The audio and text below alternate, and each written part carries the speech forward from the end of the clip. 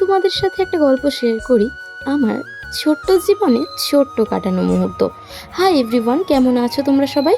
আমার নতুন একটা ভিডিওতে তোমাদেরকে আবার ওয়েলকাম। একটা সময় যখন আমি কিচ্ছু পারতাম না, তখন আমার একটা জিনিস মনে হতো, ছোটবেলা থেকে যদি আমার বাবা মা আমাকে কিছু একটা শিখিয়ে রাখতো, মানে পড়াশোনা ছাড়াও এই যে নাচ গান কবিতা আরও আজ যেগুলো সেগুলো, কত ভালো হতো তাই না? জানি না আমার মধ্যে কি প্রতিভা আছে বা কি প্রতিভা নেই, এটা ভেবেই ভালো লাগে যে আমরা 4 বোন হয়েও আমাদের বাবা মা আমাদেরকে যে উচিত শিক্ষাটা দিয়েছে আর সেটা যে আমরা অর্জন করতে পেরেছি, ওটাই আমাদের অনেক প্রতিভা। যখন আস্তে আস্তে বড় হচ্ছি তখন এই কথাটাই মাথার মধ্যে ঘুরতো যে প্রতিভা অর্জন করা যাবে ঠিকই, কিন্তু ছোটবেলা থেকে কিছু একটা শিখে রাখলে ভালো হতো।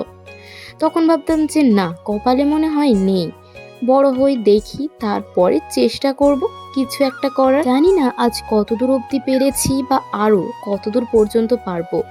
যতদিন বেঁচে থাকবো ততদিন তো চেষ্টা করবই নিজের মধ্যে কিছু একটা প্রতিভা গড়ে তোলার। যে সবাই বলে সবারই মধ্যে কিছু না কিছু প্রতিভা থাকে, কেউ পড়াশোনায় ভালো হয়, কেউ পড়াশোনায় ভালো হয় না, কেউ খেলাধুলায় ভালো হয়, কেউ রান্নায় ভালো হয়, কেউ আঁকায়, কেউ গানে, ইত্যাদি ইত্যাদি।